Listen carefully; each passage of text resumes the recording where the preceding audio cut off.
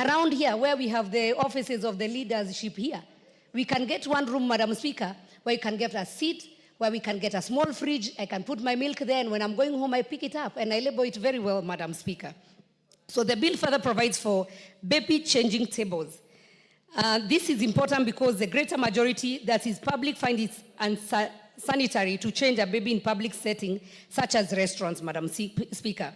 We have seen women being chased in restaurants because they are told they are showing their breasts when they are breastfeeding their children. Madam Speaker, I want to congratulate the government, especially on the new markets that they are doing, that these new markets now have a place so that ule mama mboga, the mother who has carried the child to go and sell nyanya, tomatoes, to go and sell mboga, that she can be able to have a very nice and decent place to change even a nappy of her child. So we're not just talking about working mothers, but even the ones who are working in informal sectors, that even in our marketplaces, we can have those rooms specifically for those mothers. They can change. Maybe a child can take a nap, or Madam Speaker, they can also be able to breastfeed in privacy and in decency, Madam Speaker. Madam Speaker, this provision will also cater for persons who are traveling from long distances in the accompaniment of babies, ensuring that in each public restroom, a baby changing facility is provided. This part also provides for a general offense under this act. So whether we are having bus stations, we have long distances buses. So where we have bus stations, we have a specific room, not inside the restroom, Madam Speaker, but at the side where these mothers can change and breastfeed their babies. Part 3 of the bill, we have clause 11 to 12 that provides for power of the Cabinet Secretary to make regulations for the better carrying out of this proposed act, Madam Speaker. Madam Speaker, as I ask Honorable Wanyonyi to second, because I want he for she, the men who stand for women. And we want to appreciate, Madam Speaker, that bringing a life, having a child, is very important. Many women are opting not to have children. We need to have our babies. So the ones who choose, and especially the young girls, in this house, I understand we didn't have a breastfeeding place because then the ladies who were appointed or nominated or came to Parliament were past their childbearing age. But now, Madam Speaker, we have honorable members who are less than 30 years. Some are getting married when they're in this house.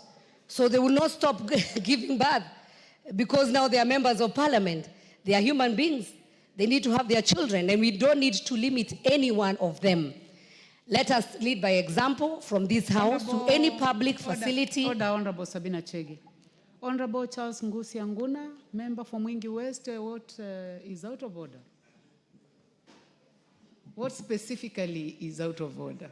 Thank you, Madam Speaker. There's nothing out of order. I'm just enjoying the way the motherly character of Sabina Chege is trying to express this motion with a lot of emotions, and also I fully support it, but I am looking forward to contributing it because I'm a new father in town. I'll take that to be part of canter and banter for the House and allow the Honorable Sabina Chege to proceed.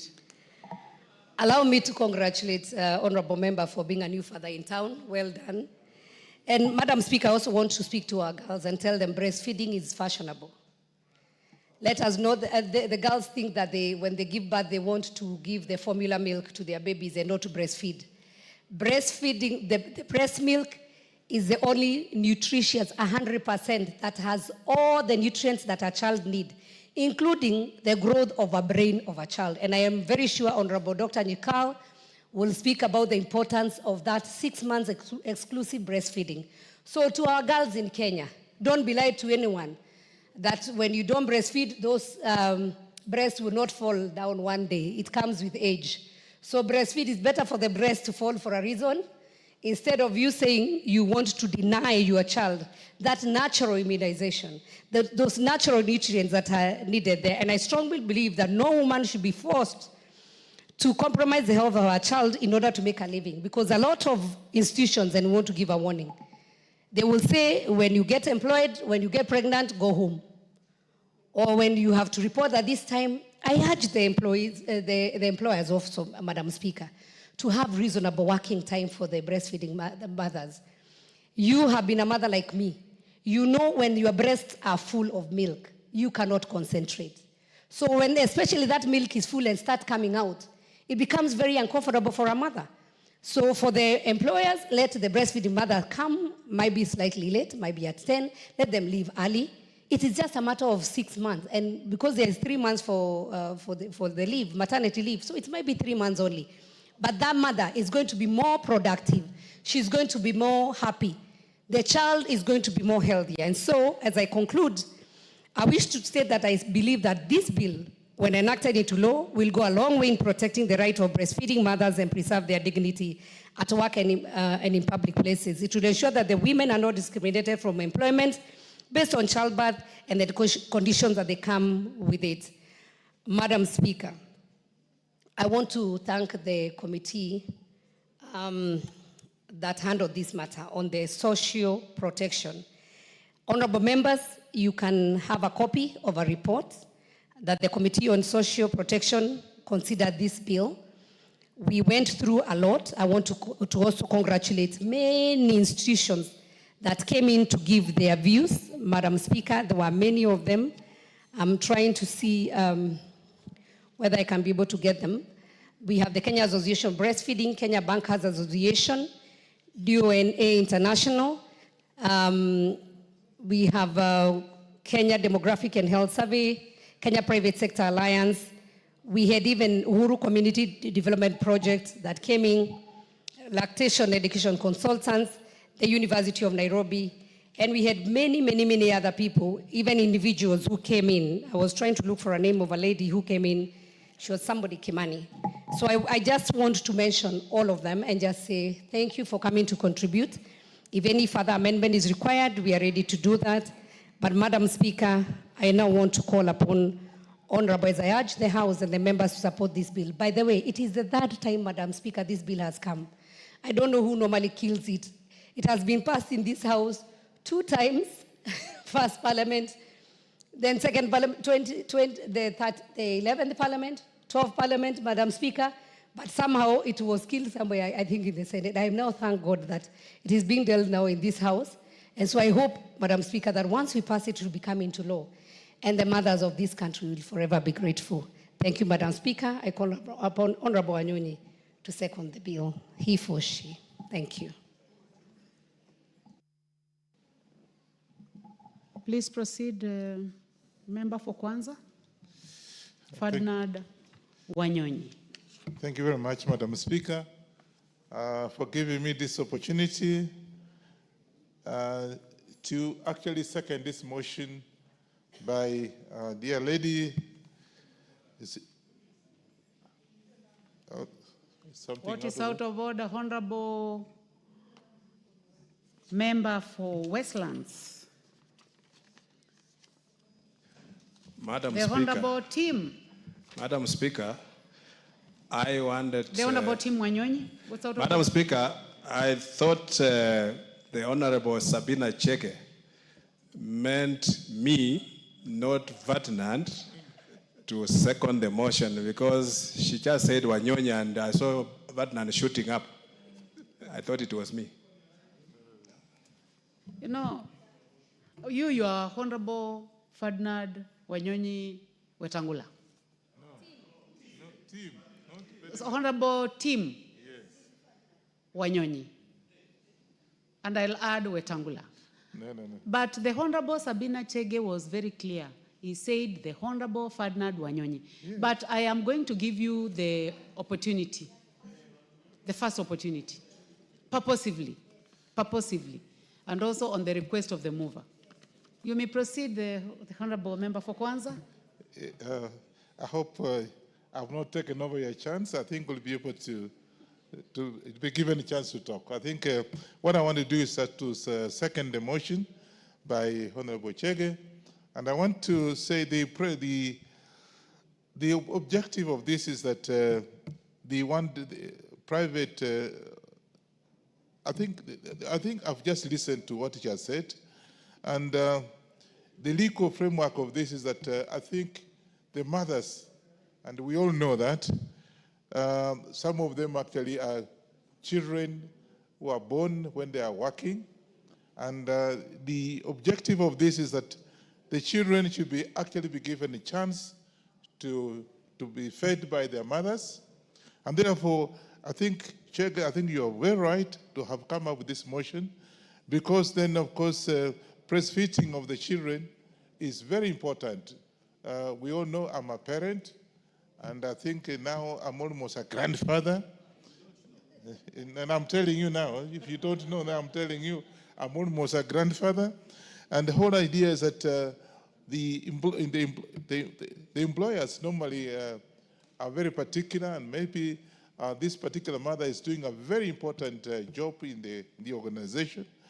But then, of course, now that she has got a child, it's only fair that actually is given the chance to be able to feed the children or the child. Maybe some of them are twins, or if you've got 3 children, and therefore be given the chance to be able to feed the child. Because again, note that Kenya, I think, if I'm not wrong, is a signatory to this particular treaty, to provide for the right of the infant to be exclusively be fed by the mother for at least, I think it's 6 months. For 6 months, the child has all the right, exclusive right, by whatever international agreement, that the child for 6 months should be fed by the mother. And therefore, it's important that actually the government should actually promote and encourage the breastfeeding for the working mothers. We have cases where a mother, maybe because of her liking, but because she's so cohesive and so eager about the child, some of the mothers actually quit their jobs because of the breastfeeding. And of course, some employers don't care. So the child is actually there crying, what have you at home. The mother actually feels so humiliated, and therefore sometimes quit. Others, I think there are cases where the mothers, I think, are forced for that reason to come with the vehicles and to start feeding outside there. You think she has gone to the toilet, and yet she has gone to feed the child. That, again, as mentioned by Honorable Chege, is not very good, because the condition at the toilet may not be very conducive for the child. Again, breastfeeding, you bring the child very close to the mother. Imagine the child actually has also been enhanced by that good relationship between the mother and the child itself. But you see, if we just want to have a child fed in the toilet and maybe for 2-3 minutes, and you go back because you want to maintain your job, again, it is something that, Madam Speaker, is not very good. And therefore, I think this motion is very, very good, and I want us to make it, when you pass it, again, we have to have it implemented so that all working places should have at least a place exclusively made for the mothers who may have their children and be given a chance to do the feeding. And if they don't do the feeding, and some of them may feel by feeding the child, the breast will collapse. I don't know, but that's what I'm told. Then they should carry the milk to be able to give the children, but in a very exclusive place. And basically, Madam Speaker, it's that the objective of this is get a place where the child can be fed properly, so with hygienic conditions that are very good, not in the car, because it could be very hot, you know. So therefore, I think let's have employers actually creating a room for the children, for the mothers to feed their children, because this country has got that treaty, and that treaty actually gives the mothers 6 months exclusively. When you give her whatever is a working vacation or whatever, for 6 months the child, so the child can be fed properly to enhance that good relationship between the child and the mother. With those few remarks, as a grandfather, I support this motion, and I think let's go ahead and implement this so that it becomes actually a law, that no employer will just be there just for the sake of it. It doesn't matter what it is. You must have an area where the child can be fed, or the mothers who are breastfeeding can have the opportunity to breastfeed their infants. With those few remarks, I support the motion, and I thank Honorable Chege for having come out with this kind of thing, because it was sometimes back, and 2015 or 2014, yeah, it was there, but I think it went unattended to. Thank you so much. Thank you very much, honorable members. I now propose the question that the Breastfeeding Mothers Bill, National Assembly Bill number 8 of 2024, be now read a second time. Honorable members, as I had promised, I will give the first opportunity to the Honorable Timothy Wanyonyi, Member of Parliament for Westlands. Thank you, Madam Speaker. First, I want to appreciate and thank Honorable Sabina Chege for coming up with this bill. Madam Speaker, I believe that it will have been a natural thing that this breastfeeding should not even require legislation. It should be something that comes naturally. I feel that the mother, Madam Speaker, should never be ashamed to breastfeed a child in any place, in public and anywhere, Madam Speaker. I remember in the last parliament, I guess, Madam Speaker, the Honorable Suleha sneaked in the chamber with a baby tucked in her, you know, and somebody said there was a stranger in the house. I think she was just minding the business and she wanted just the child to be there with the mother. The setting aside, Madam Speaker, a place for mothers to go and breastfeed is something that is very, very good. And on this, I want to echo the Safaricom, I think, is the first company, Madam Speaker, that has come up with that idea that there's a place where mothers who are breastfeeding, they have their children there, they take off time from work to go and breastfeed and sit with the child, and that is something that makes the child not to miss the mother. Madam Speaker, breastfeeding the milk of the mother is very, very good because it's the first line of immunization that a human being will develop, because the first 6 months of the mother's milk is what makes that child develop the immune system and also become a healthy child. So mothers anywhere, any place, they should never be ashamed when they want to breastfeed. There should never be any prevention. I read somewhere where a mother who tried to feed a child in a restaurant, and then the restaurant quickly ejected her from the restaurant, and they say she was doing something that was not allowed. Madam Speaker, that should never happen. It is something that should be just a natural thing. It happens. The mother with a child connection should always remain, Madam Speaker, very close. And this bill is going to provide that legal framework, Madam Speaker, to make... Honorable Wanyonyi, I'm interrupting you because today we have many guests, many students, and we do not like them to leave before we recognize that they're in the house. Okay. So, honorable members seated in the public gallery this morning, we have students from Nairobi Road Primary School, Nakuru Town, Nakuru County. We can welcome them our usual way, honorable members. Damar Springs School, Kikuyu Constituency, Kiambu County, and Githaji Primary School, Maragua Constituency in Murang'a County. You are welcome to the National Assembly to observe proceedings of the House. You may continue, honorable member for Westlands. Thank you, Madam Speaker. I also will wish to welcome the students to enjoy the proceedings of Parliament and also see that this is a National Assembly. I'm sure many of them at one time, they'll want to come and sit where we are sitting, Madam Speaker. And we want to encourage them, and that being here, it just requires you to take serious your studies and also discipline in everything you do.